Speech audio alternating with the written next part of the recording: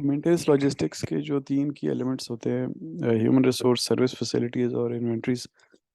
तो आप इन्वेंट्रीज के लिए फिर आपको डिमांड फोरकास्टिंग भी करनी पड़ती है कि इन्वेंट्रीज का लेवल क्या मेंटेन किया जाए, किन पॉलिसीज के तहत किया जाए। उसके लिए देखना होता है कि किसी पर्टिकुलर इक्विपमेंट की पार्ट की डिमांड कितनी आ रही है। तो डिमांड फोरकास्टिंग को जो फैक्टर्स इन्फ्लुएंस करते हैं वो बेसिकली तो जब रिप्लेसमेंट चाहिए होती है तो आपको वो पार्ट चाहिए होता है। अब रिप्लेसमेंट किस चीज़ पे डिपेंड करती है, रिक्वायरमेंट ऑफ रिप्लेसमेंट एक आपकी मेंटेनेंस पॉलिसी पे डिपेंड करती है। दूसरा आपकी inherent reliability of the part, जो कि डिज़ाइन स्टेज पे आपको बताया जाता है कि इसकी इतनी वारंटी है, इतना अरसा ये चल जाएगा। और फिर ऑपरेटिंग इन्वायरमेंट, यानी इनहेरेंट रिलायबिलिटी और मेंटेनेंस पॉलिसी तो एक नॉमिनल यूज़ के लिए या नॉमिनल इन्वायरमेंट के लिए रखी जाती है, लेकिन अगर वो यूज़ या वो इन्वायरमेंट चेंज होता है तो फिर रिप्लेसमेंट की रिक्वायरमेंट भी चेंज हो जाती है, और तो उसी तरह से जो स्पेयर्स की डिमांड है वो भी चेंज हो जाती है। अ, जो थोड़ी देर पहले हमने बात की थी रिगार्डिंग डिटर्मिनिस्टिक और स्टोकेस्टिक प्रोसेसेस, तो डिटर- ये फोरकास्ट करते हुए भी आपको तीन तरीके, तीन मेथड्स यूज़ करते हैं आप।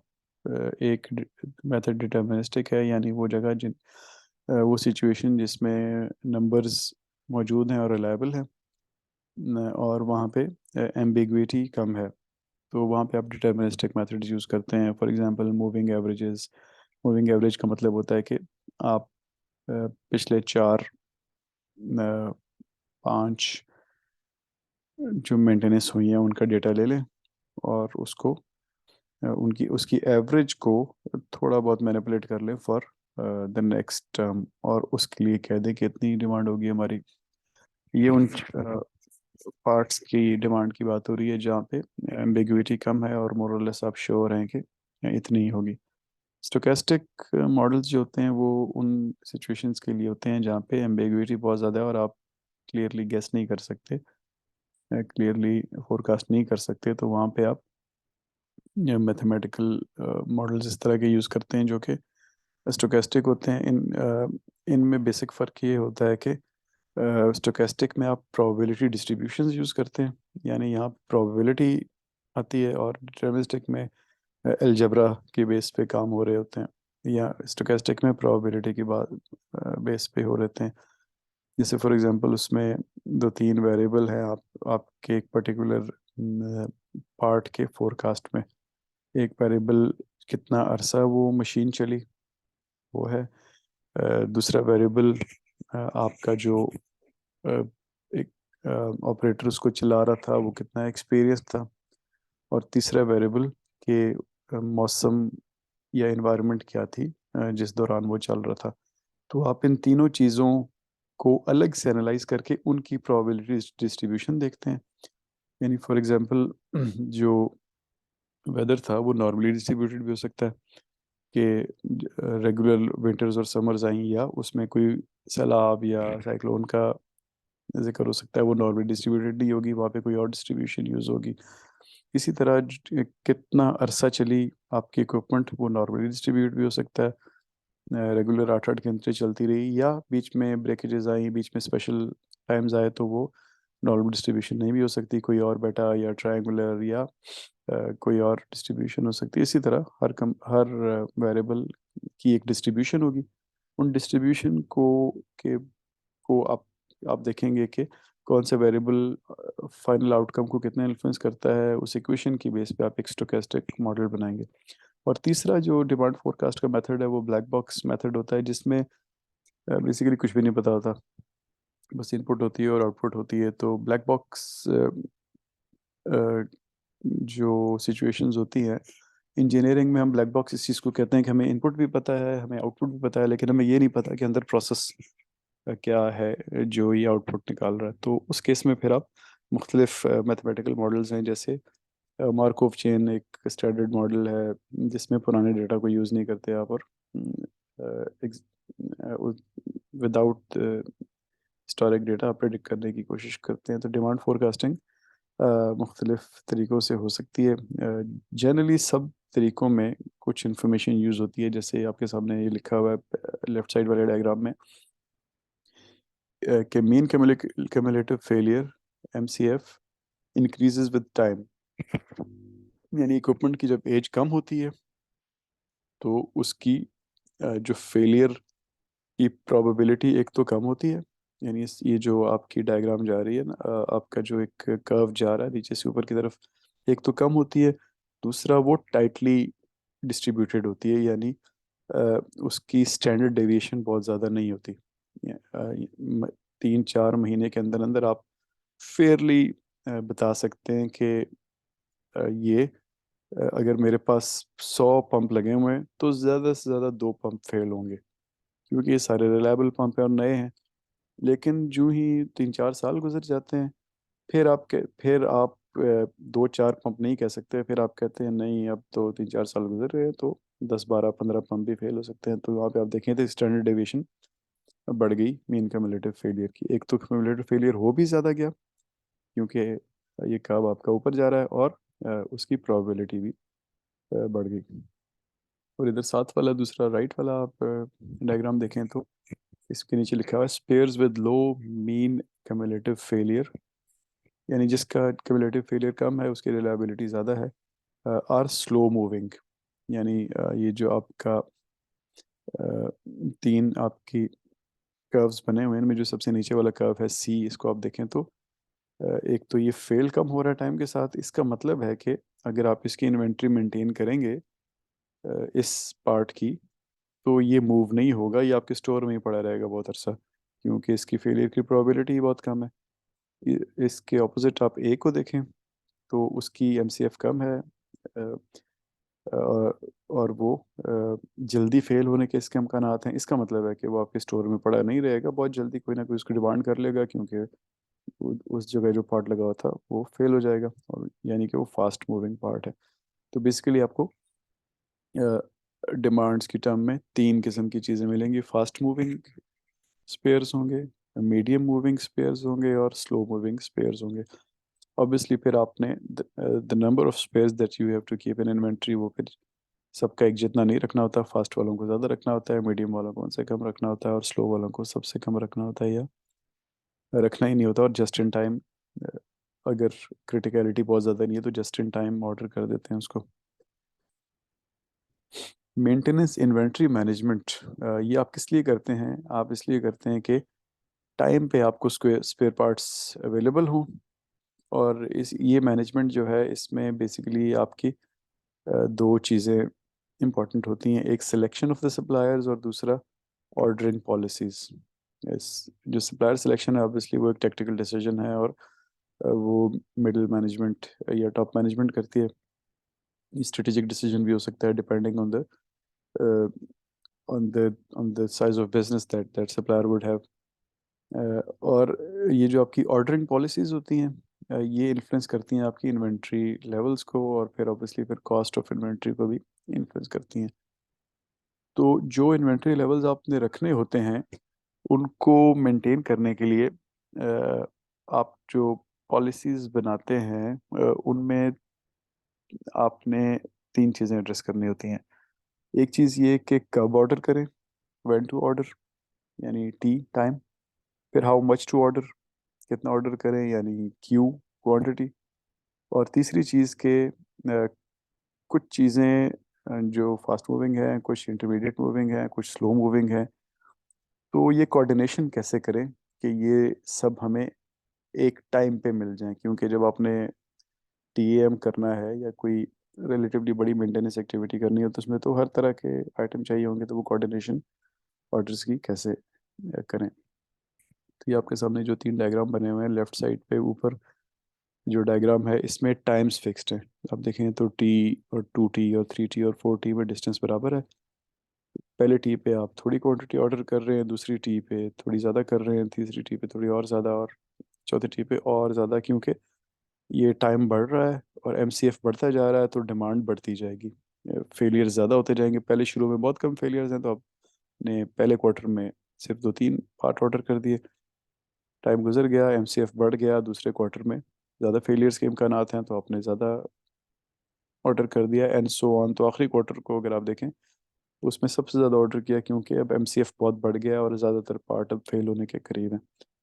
आप राइट साइड वाली डायग्राम को देखें तो इसमें क्वांटिटीज फिक्स्ड है, यानी हर दफ़ा ऑर्डर उतना ही करना है, लेकिन जो टाइम डिफरेंस है, यानी पहला ऑर्डर जो है वो मैंने क्वार्टरली के बजाय मैंने तकरीबन 7वें महीने किया, क्वांटिटी उतनी ही है। यानी अगर टोटल 100 ऑर्डर करने थे तो 25 7वें महीने बाद ऑर्डर कर दिए, फिर बाकी 25 जो है वो 9 महीने के बाद ऑर्डर कर दिए, फिर बाकी 25 10.5 महीने के बाद ऑर्डर कर दिए, और आखिरी 25 जो है बिल्कुल आखिर में साल ख़त्म होने से कुछ पहले ऑर्डर कर दिए। तो एक तरफ ऑर्डरिंग टाइम फिक्स्ड है, दूसरी तरफ ऑर्डरिंग क्वांटिटी फिक्स्ड है। Fixed ordering quantity, fix ordering time.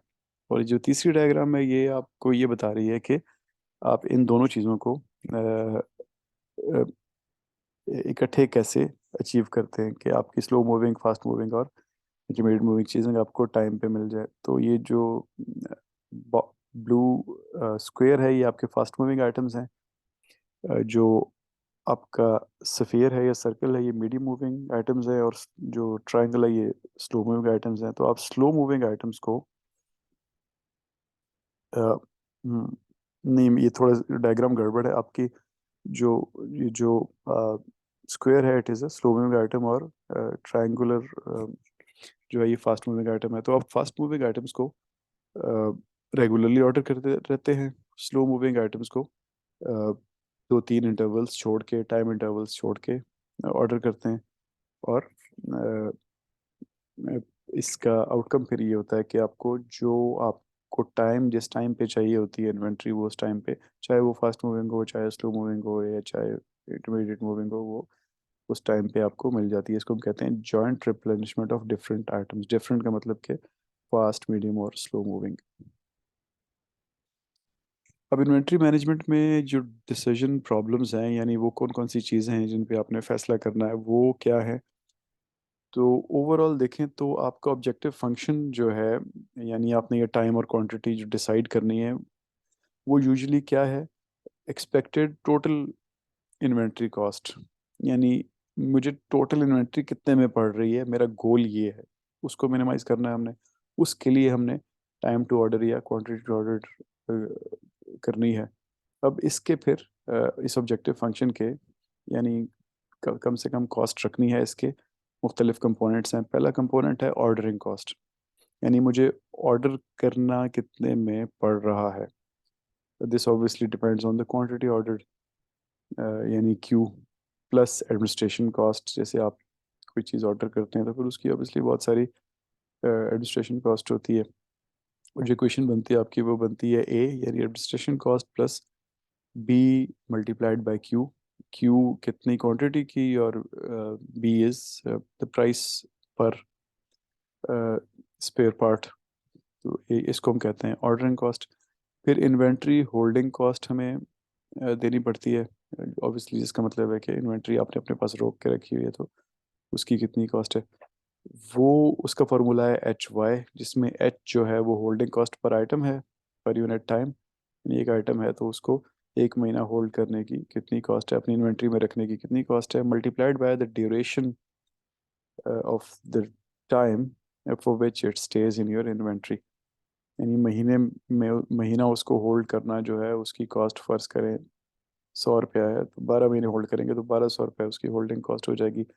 अब ये जो होल्डिंग कॉस्ट कैसे निकालते हैं, ये एच कैसे निकालते हैं, ये अब आइटम पे डिपेंड करता है, और आपकी इन्फ्लेशन पे भी डिपेंड करता है। ये हो सकता है जैसे आजकल की इन्वायरमेंट में बहुत सारे लोग अपनी इन्वेंट्री को ऑर्डर कर रहे हैं, क्योंकि आज जो चीज़ 100 रुपये की मिल रही है तो ख़तरा ये है कि कहीं करेंसी डिवैल्यू ना हो जाए फ्यूचर में। तो हो सकता है वो एक साल बाद 400 रुपये की मिल रही हो। तो अगर ऐसा है तो फिर आज आप बहुत सारी ले लें 100 रुपये की, क्योंकि उसकी होल्डिंग कॉस्ट आपको इनफैक्ट नेगेटिव पड़ जाएगी। तो इट रियली डिपेंड्स कि आप कौन से आइटम की और उस वक्त इन्फ्लेशन की सिचुएशन क्या है, उस हिसाब से आप उसको ऑर्डर कर सकते हैं। और इसमें हमने जिस तरह पहले बात की कि जो वेरी स्लो मूविंग आइटम्स होते हैं उनमें एक्सपायरी का भी खतरा होता है, तो उस चीज़ को भी होल्डिंग पे जहन में रखना होता है। अगली चीज़ है शॉर्टेज कॉस्ट। इसमें आप देखते हैं कि अगर ये पार्ट मेरे पास ना हुआ तो लॉस कितना होगा। यानी बेसिकली इसमें लॉस्ट अपॉर्चुनिटी की कॉस्ट होती है कि मेरा जब ये चीज़ नहीं हुई तो प्लांट बंद हो जाएगा, ये इक्विपमेंट नहीं चलेगी या बंद हो जाएगी, तो फिर आपकी शॉर्टेज कॉस्ट बहुत ज़्यादा है। लेकिन ये अगर ऐसी चीज़ है कि ये ना हुई तो प्लांट चलता रहेगा, इक्विपमेंट चलता रहेगा, बंद नहीं होगा, तो वो फिर उसकी ऑब्वियसली शॉर्टेज कॉस्ट ज़्यादा नहीं होती है। और चौथी है इमरजेंसी ऑर्डरिंग कॉस्ट, कि अगर ये आपको रेगुलर ऑर्डरिंग के बजाय आपने इमरजेंसी में ऑर्डर किया तो ये आपको कितने में पड़ेगा। अभी आपने कुछ अर्सा पहले वो एलएनजी कतर से लेने की बात हो रही थी, तो आपने न्यूज़ आइटम्स में सुना होगा कि अगर ये हम रेगुलर ऑर्डर करेंगे तो ये हमें 18 सेंट में पड़ेगा, लेकिन अगर हम इमरजेंसी कॉस्ट पड़ेंगे ऑर्डर करेंगे तो 40 सेंट में, यानी डबल से भी ज़्यादा हो जाएगी। तो ये भी ऑब्वियसली उस आइटम पे डिपेंड करता है जो आप ऑर्डर कर रहे हो सकता है किसी आइटम की इमरजेंसी ऑर्डरिंग कॉस्ट ज़्यादा ना हो, स्पेशली जो फास्ट मूविंग आइटम होते हैं, क्योंकि वो मार्केट में अवेलेबल होते हैं, किसी वक्त भी ऑर्डर कर सकते हैं। लेकिन जो ऐसे आइटम है जो मार्केट में अवेलेबल नहीं होते, मेक टू ऑर्डर होते हैं, तो वो फिर ऑब्वियसली वो आप या वो अपनी इन्वेंट्री से आपको दे रहा होगा या किसी और के ऑर्डर को डिले करके दे रहा होगा, तो फिर वो आपको उसकी काफ़ी ज़्यादा कॉस्ट पे करनी पड़ेगी। तो इन चारों कॉस्ट्स को मिला के आप वो ऑब्जेक्टिव फंक्शन निकालते हैं, जो कि जिस जिस जिसको आपका मकसद मिनिमाइज करना होता है। अब ऑब्जेक्टिव फंक्शन क्या चीज़ है, मैंने आपको प्रॉब्ली लास्ट सेशन में कहा था कि एक्सेल के अंदर एक टूल होता है सॉल्वर। तो मैं अभी क्या करने लगा हूँ कि मैं क्विकली आपको ना सॉल्वर पे एक एग्जांपल करके दिखाने लगा हूँ। मैं पहले आपसे एक्सेल की स्क्रीन शेयर कर लूँ।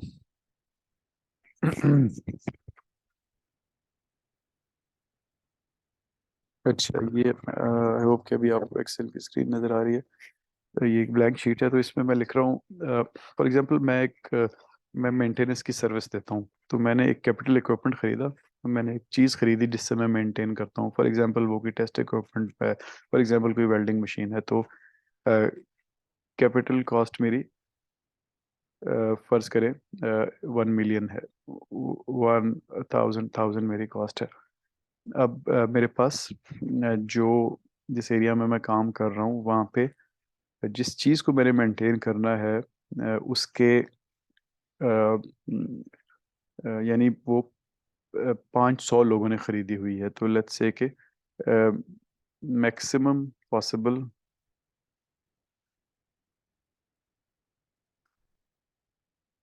ऑर्डर्स वो 500 हो जाएगा।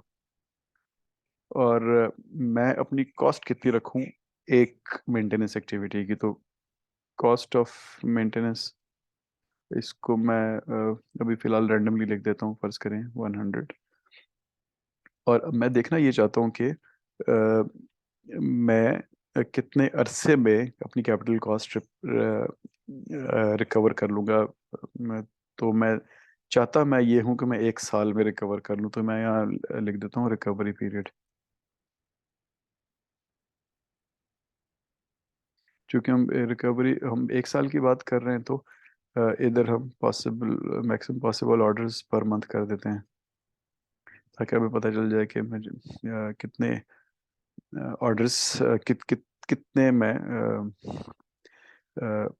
ऑर्डर्स मुझे मिलेंगे और मैं कॉस्ट कितनी रखूं। तो यहाँ पे रिकवरी पीरियड चूंकि मैंने जहन में 12 रखा हुआ, तो यहाँ मैं 12 लिख देता हूँ। और फिर यहाँ पे टूल्स में अब ये मैं मैक पे यूज़ कर रहा हूँ, तो शायद आप एक्सेल जब विंडोज़ पे यूज़ करें तो शायद उसका इंटरफेस थोड़ा सा डिफरेंट हो, लेकिन ये सॉल्वर नामी एड ऑन होता है जो कि आपने यूज़ करना होता है। तो ये मेरे सामने आ गया। अब ये मुझे कह रहा है सेट ऑब्जेक्टिव ऑब्जेक्टिव फंक्शन बताओ क्या है तुम्हारा। तो मैं इसको बता रहा हूँ कि मेरा ऑब्जेक्टिव फंक्शन रिकवरी पीरियड है, जिसको यहाँ पे मैंने 12 लिखा हुआ है, लेकिन मैं इसको सॉल्वर को यूज़ करने के लिए आपको इसको फार्मूला की शक्ल में लिखना होता है। तो चूंकि हमने capital cost divided by maximum possible orders multiplied by cost of maintenance, तो इससे पता चलेगा, सिंपल फार्मूला है कि कितने महीने लगेंगे मुझे रिकवर करने में। तो मैं अब इसको सॉल्वर को बताता हूँ, कहता हूँ कि इसको सॉल्व करे, और मेरा ऑब्जेक्टिव फंक्शन जो है वो रिकवरी पीरियड है, यानी मैंने 12 एक साल में रिकवर करना चाहता हूँ 12 महीने में। तो इस जो मेरा ऑब्जेक्टिव फंक्शन है वो 12 मंथ्स है। और इसको मैं कह रहा हूँ कि तुम सेल्स कौन से चेंज कर सकते हो, मैक्सिमम पॉसिबल कितने ऑर्डर करूं मैं, और एक ऑर्डर की कॉस्ट कितनी रखूं। इन मुझे बताओ कि कितने ऑर्डर लूं और एक ऑर्डर कितने का रखूं, ताकि 12 महीने मुझे 12 महीने में मेरे पैसे रिकवर हो जाए। अब यहाँ पे आप कंस्ट्रेंट्स भी रख सकते हैं। फॉर एग्जांपल मैं जस्ट, चूंकि आप ऑब्वियसली जब सॉल्व करेंगे कोई अपना केस होगा, आपका कोई अपना ऑब्जेक्टिव फंक्शन होगा, तो यहाँ पे मैं इसको बता रहा हूँ कि कैपिटल कॉस्ट मैंने पे कर दी है, वो एक कंस्ट्रेंट है, वो कांस्टेंट है, वो अब 1000 है, वो चेंज नहीं हो सकती। तो ये मैंने एक कंस्ट्रेंट ऐड कर दी। मैं कोई और कंस्ट्रेंट भी ऐड कर सकता हूँ। फॉर एग्जांपल यहाँ पे मैंने कहा था कि मैक्सिमम मेरे इलाके में लोगों के पास जो इक्विपमेंट मैंने मेंटेन करनी है वो है ही टोटल 5000। तो मैं यहाँ पे भी इसको भी एज कंस्ट्रेंट ऐड कर देता हूँ कि ये जो इक्विपमेंट है इट इज़ लेस देन, मुझे ऑर्डर्स यानी लेस देन और इक्वल टू 5000 आएंगे। मैं ऑब्वियसली कोई और नंबर भी लिख सकता हूँ डिपेंडिंग ऑन के क्या सिचुएशन है। इसी तरह कोई भी मैं कंस्ट्रेंट ऐड कर सकता हूँ। तो मैं इसको सॉल्व करने का कहता हूँ, तो ये इसको सॉल्व करेगा, और मुझे इसने बता दिया है कि आप अगर एक साल में रिकवर करना चाहते हैं तो 16 रुपए की मेंटेनेंस रखें। ऑब्वियसली ये अगर मैं इसको 32 रुपए की मेंटेनेंस कर दूं 16 के बजाय, या डॉलर्स की, तो ये 5000 से 2500 हो जाएगा, एंड सो ऑन। तो इसी तरह आप किसी भी चीज़ को अगर अपना ऑब्जेक्टिव फंक्शन सेट करते हैं, तो आप उसको उसके अंदर वेरिएबल्स को, जैसे पीछे हमने बात की ऑब्जेक्टिव फंक्शन मेरा मिनिमाइजेशन, मैं स्क्रीन दोबारा वही ले आऊँ। हमने यहाँ पे बात की थी कि हमारा ऑब्जेक्टिव फंक्शन जो है minimization of total inventory cost है। तो इसके अंदर वेरिएबल्स ये 4 हैं। अब इन चारों के अंदर अपनी कॉम्प्लेक्सिटी ऑब्वियसली आप एक्सेल में बिल्ड करते हैं, और जब आप रन करते हैं तो अब वो आपको बता देता है कि आप इन्वेंट्री होल्डिंग कॉस्ट इतनी रखेंगे तो आपकी लोएस्ट हो सकेगी। इसी तरह आप किसी भी चीज़ के लिए सॉल्व कर सकते हैं थ्रू सॉल्वर, जहाँ पे आपने किसी ऑब्जेक्टिव की मिनिमाइजेशन, मैक्सिमाइजेशन, या उसको किसी पर्टिकुलर, मैं आपको दोबारा वो एक्सेल वाला क्विकली दिखा, एक चीज़ और उसमें आपको दिखा दूँ, ताकि आपको उसकी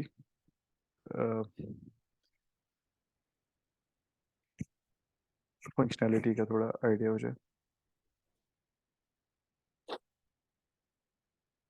इस पे आप देखें तो ये आपको यहाँ पे बता रहा है कि ऑब्जेक्टिव को आप मैक्सिमम मैक्स यानी जैसे फॉर एग्जांपल प्रॉफिट की बात हो रही है, तो आप मैक्सिमाइजेशन करना चाहेंगे।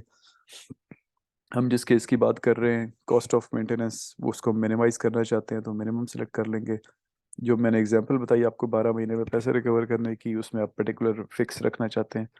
अब जो जिन चीज़ों को आप मैनिपुलेट करना चाहते हैं, यानी बाय चेंजिंग वेरिएबल, यानी वो मैक्सिमाइजेशन मिनिमाइजेशन या वैल्यू अचीव करने के लिए वो कौन से वेरिएबल्स हैं जिनको वो मैनिपुलेट करके आपको बताए कि इस वेरिएबल को इधर रखो, इसको इधर रखो, इसको इधर रखो। ये डिज़ाइन ऑफ एक्सपेरिमेंट्स का कोर्स जिन लोगों ने पढ़ा हुआ है वो उसमें ये वहाँ पे भी यूज़ होता है। आप मुख्तलिफ लेवल्स के मुख्तलिफ वेरिएबल्स के मुख्तलिफ लेवल्स रखते हैं, और वो लेवल्स आपको सॉल्वर बता सकता है। इसी तरह जिन लोगों ने ऑपरेशंस रिसर्च पढ़ी हुई है उसमें भी आप इसको यूज़ करते हैं। फिर ये कंस्ट्रेंट्स का मैंने आपको बताया, आप इन कंस्ट्रेंट्स कोई नई भी डाल सकते हैं, किसी कंस्ट्रेंट को चेंज या डिलीट भी कर सकते हैं। फिर आप मैथमेटिकल इंजन कौन सा यूज़ करेंगे, जैसे यहाँ पे 3 इंजन्स हैं, नॉन लीनियर, सिंप्लेक्स और एवोल्यूशनरी। तो आप मुख्तलिफ, जैसे फॉर एग्जांपल नॉन लीनियर को मैं देखूँ तो इसके अंदर बहुत सारी ऑप्शंस हैं। इसी तरह एवोल्यूशनरी को आप देखें तो उसमें भी बहुत सारी ऑप्शंस हैं। अब एक्सेल चूंकि सॉल्वर स्पेशलिटी नहीं है एक्सेल की, स्टिल वो इट परफॉर्म्स वेरी वेल। तो ऐसे भी सॉफ्टवेयर हैं जो जिनकी एक्चुअली ये स्पेशलिटी है, तो उनमें आप जाके मज़ीद डिटेल में वो इंजन्स बना सकते हैं जिससे आप अपने ऑब्जेक्टिव फंक्शन को अचीव करें।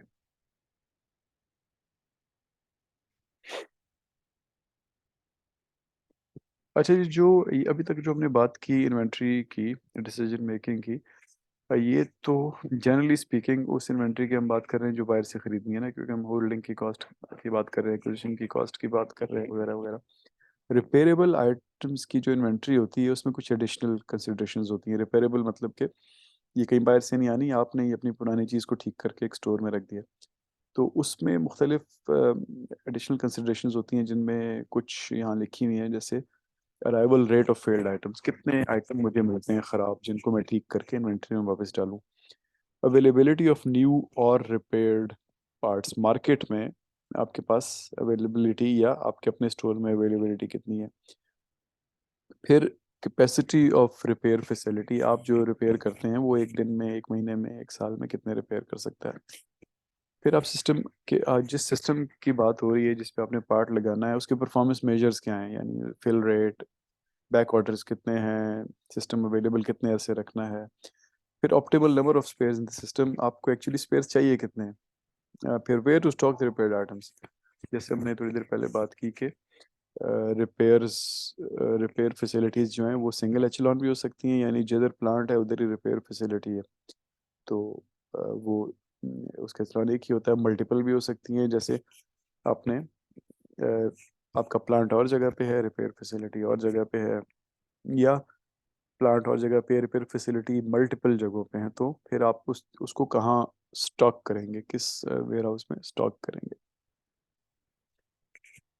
इसके लिए मुख्तलिफ ऑर्गेनाइजेशन मुख्तलिफ मॉडल बनाती हैं। ये मैट्रिक मॉडल बड़ा मशहूर है, यूएस एयरफोर्स का, ये 60s में बना था और ये रैंड कॉरपोरेशन ने बनाया था। बेसिकली इनका आइडिया क्या था कि इनका ऑब्जेक्टिव फंक्शन था sum of back orders across all basis, यानी मिनिमाइजेशन करनी थी इन्होंने कि बैक ऑर्डर्स कम से कम हो पूरे अमेरिका की दुनिया में, और अमेरिका के अंदर जहाँ पे भी बेसिस हैं उनके बैक ऑर्डर्स कम से कम हो, ये इनका ऑब्जेक्टिव फंक्शन था।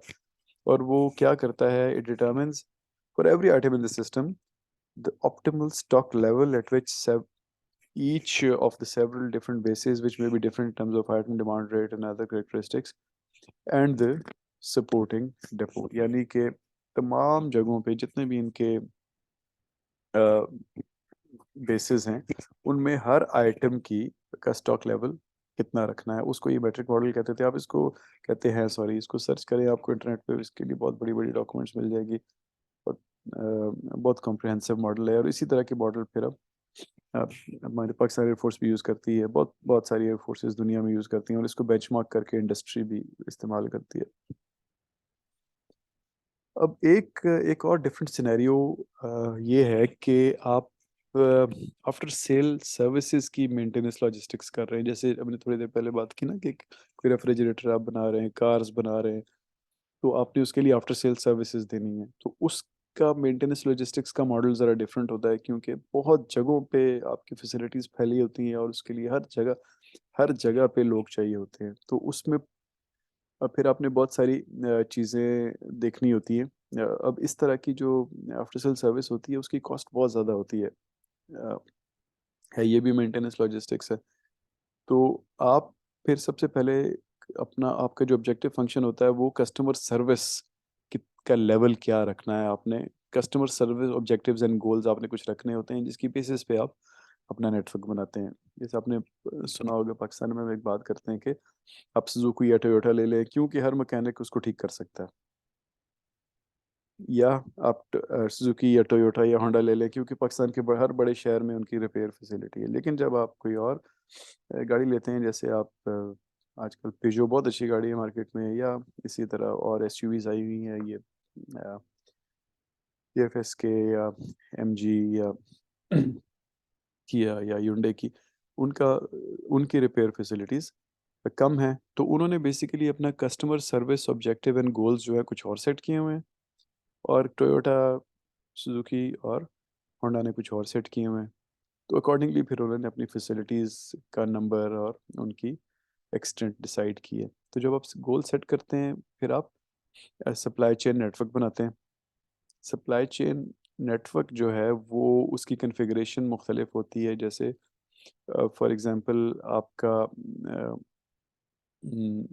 आपका बिजनेस इस नेचर का हो सकता है कि आप अपना अपना हब जो है वो दुबई में रखें। बहुत से लोग हैं अपने सप्लाई चेन का हब दुबई पे रखते हैं और वहाँ से चीज़ों को शिप करते हैं, क्योंकि उनकी टैक्स पॉलिसीज़ बहुत अच्छी हैं। इसी तरह मुख्तलिफ मुल्क अपनी टैक्स पॉलिसीज़ चेंज करते रहते हैं। या ये हो सकता है कि आप हर मुल्क में रखें जहाँ पे आपकी इक्विपमेंट इस्तेमाल होती है। फिर आप मुख्तलिफ प्रोसेसेस बनाते हैं, जैसे ट्रांसपोर्टेशन कैसे होगी, वेयर हाउसिंग कैसे होगी, रिवर्स लॉजिस्टिक्स, यानी कस्टमर अपनी चीज़ आपसे चीज़ खरीदी है वो वापस करना चाहता है तो वो कैसे आप तक पहुंचाई जाएगी, ऑर्डर को प्रोसेस किया जाएगा, डिस्ट्रीब्यूशन कैसे होगी। फिर लोगों का आप फैसला करते हैं कि लोगों के अंदर क्या, जो लोग काम करते हैं मेंटेनेंस का, कि उनके स्किल सेट्स क्या होंगे, किस नॉलेज को मेंटेन करना है और कब कब उनकी ट्रेनिंग करानी है। फिर दूसरे एनेबलर जैसे टेक्नोलॉजी, जैसे केपीआईज, कनेक्टिविटी में भी कुछ लोग जो है वो अपने अपना ट्रांसपोर्टेशन सिस्टम बना लेते हैं। जैसे फॉर एग्जांपल डीएचएल जो है वो उन्होंने अपने जहाज़ बनाए हुए हैं कि हम अपनी इक्विपमेंट खुद लेके जाएंगे, अपने पार्ट्स खुद लेके जाएंगे। इसी तरह और भी बहुत सारी बड़ी कंपनीज हैं जो अपनी जैसे Hyundai है, वो अब उनकी अपनी शिपिंग लाइन भी है, वो अपनी चीज़ें खुद शिप करते हैं। तो इन एक एक चीज़ के बारे में आप जो जो फैसला करते हैं, फिर अकॉर्डिंगली फिर आप अपना इंफ्रास्ट्रक्चर उसी तरह बिल्ड करते हैं, अपनी रेगुलेशंस एंड पॉलिसीज उसी तरह बिल्ड करते हैं, और इंसेंटिव्स यानी जो अपने कस्टमर को इंसेंटिव देना होता है वो इससे डिसाइड होते हैं। जैसे जैसे हमने थोड़ी देर पहले बात की कि सुजुकी की सेल्स हर महीने अभी भी आप देखें तो गिर नहीं रही है, 4-4 5-5 हज़ार यूनिट वो हर महीने अभी भी आजकल के दौर में भी, जहाँ पे बहुत कम बाकियों की सेल हो रही है, वो मेंटेन कर रहे हैं, क्योंकि उनका जो आफ्टर सेल सपोर्ट का नेटवर्क खुद उनका अपना भी, और नॉर्मल जो उन्होंने लोकल जो लोग मेंटेन करते हैं, जिस तरह हमारे मैकेनिक वगैरह होते हैं, उनको इतना अच्छा ट्रेन कर दिया है और अपने पार्ट्स को इतना सस्ता रख दिया है कि लोग प्रेफर कर रहे हैं उनकी प्रोडक्ट को लेना। That is it for this session जी। इसका हम question answer session will conduct it on this weekend इंशाल्लाह।